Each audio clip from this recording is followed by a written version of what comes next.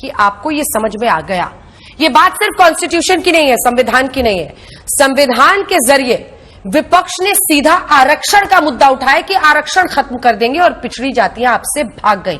ये चुनाव के नंबर्स हैं, तब आप लोग इस मुद्दे पर आक्रामक हुए हैं। क्या ये सच नहीं है? नमस्कार साथियों, मैं आपका दोस्त अशफाक अहमद और आप देख रहे हैं देशभक्त चैनल। ये जो संविधान हत्या दिवस का अनाउंसमेंट किया मोदी जी ने पिछले हफ्ते 25 जून को, तो ये क्यों किया?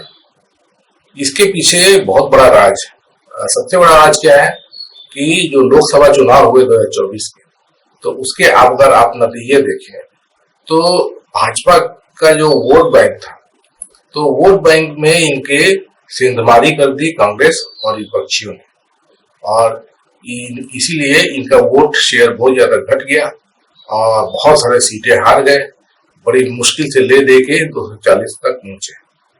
तो ये जो वोट बैंक में सेंधमारी हुई वो कैसे हुई? तो सीधी सी बात है कि जैसे ही मोदी जी ने 400 पार का नारा दिया, विपक्ष ने लपक लिया और कहा कि ये 400 पार इसलिए बोल रहे हैं क्योंकि ये संविधान बदल देंगे, क्योंकि इनकी तो मंशा शुरू से ही रही है कि ये जो संविधान है ये इनको पसंद नहीं है। ये तो मनुवादी लोग हैं।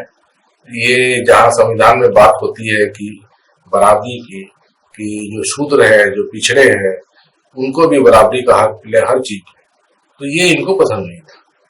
ये बोलते थे कि गुलामी सह लेंगे अंग्रेजों की, लेकिन ऐसा संविधान हमको नहीं चाहिए जिसमें शूद्र भी हमारी बराबरी करें। और ये जो जनसंघ और आरएसएस के जो लोग हैं, तो ये अपने आप को बहुत मतलब ऊंचा समझते हैं और जो शूद्र है उनको नीचा समझते हैं। तो ये बराबरी कैसे होगी, इस पे इनको बहुत ज्यादा एतराज था। तो ये लेकिन पॉलिटिकली बहुत कमजोर रहे, क्योंकि इनको सिर्फ अपर कास्ट का वोट मिलता आया था। जनसंघ चुनाव लड़ती थी तो जो ब्राह्मण और राजपूत इस तरह के जो अगली जाति के लोग हैं, सिर्फ इन्हीं के करीब 3.5% वोट मिलते थे। बाकी देश की जनता इनको वोट नहीं करती थी, क्योंकि इनकी सोच ऐसी थी।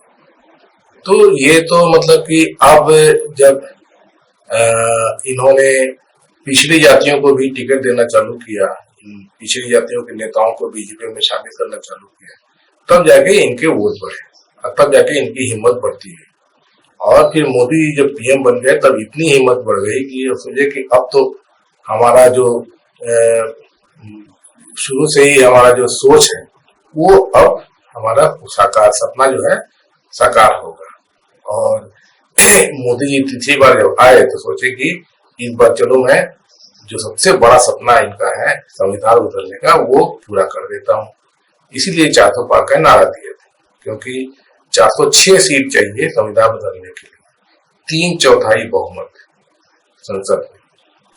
तो वो 400 पार का नारा आया। अब इसको फिर विपक्ष ने लपक लिया, कहा कि ये संविधान बदलने के लिए 400 पार का नारा दे रहे हैं, आपका आरक्षण खत्म कर देंगे, आपके हक खत्म कर देंगे। तो वो तो सही बोल रहे थे। तो जनता समझ गई और इसीलिए जो दलित और ओबीसी के लोग वो बढ़ चढ़कर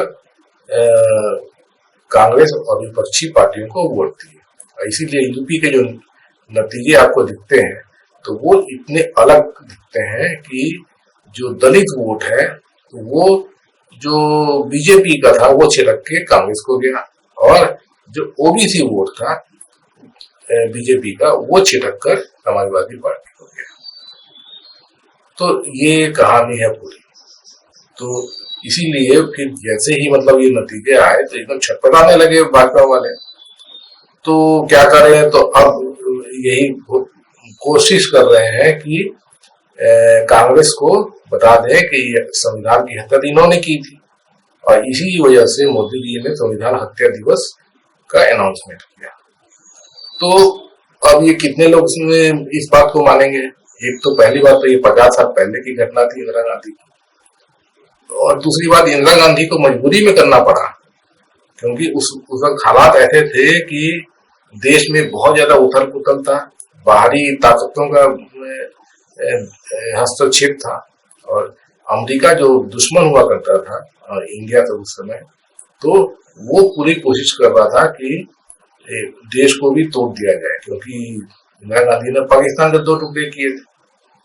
तो इसी मद्देनजर इंदिरा गांधी ने इमरजेंसी लगाई थी और 2 साल बाद खुद ही हटाया।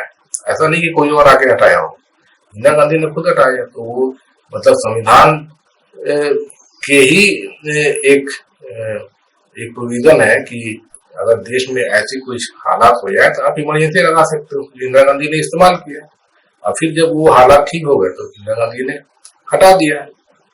अब ये मोदी जी का देख लीजिए, 10 साल से मोदी जी क्या कर रहे हैं, हर चीज पे तो लगाम लगाए हुए है ना। इमरजेंसी मतलब लगाम लगाना। तो मोदी जी ने मीडिया पे लगाम लगा दिया, पूरा गोदी बना दिया पहली बात, और बाकी जो बचे हैं अभी तो सोशल मीडिया है तो उस पर कंट्रोल नहीं है मोदी जी का, तो कैसे लगाम लगाना है, तो अकाउंट बंद कर देते हैं। तो आपने देखा कि ट्विटर के बहुत सारे अकाउंट बंद करा दिए थे मोदी जी ने, यूट्यूब और फेसबुक के अकाउंट बंद करा दिए थे।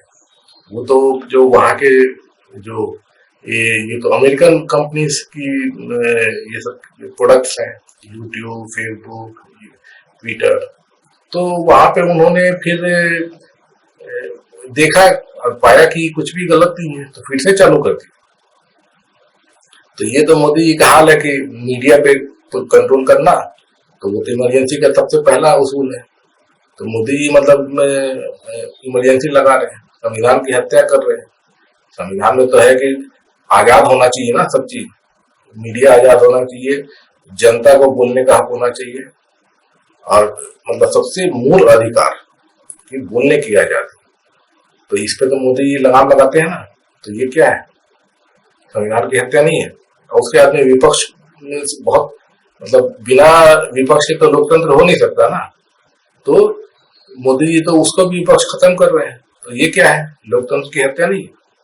उसके अलावा जो जनता को पर जो मार पड़ती है तो वो भी लोकतंत्र की हत्या है, क्योंकि लोकतंत्र में जनता सर्वोपरि होती है।